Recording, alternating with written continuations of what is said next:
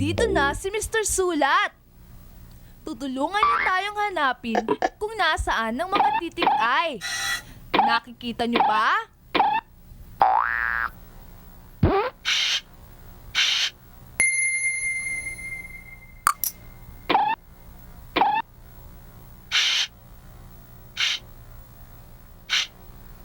Oh, meron pa ba? Tama! Yan ay titik ay.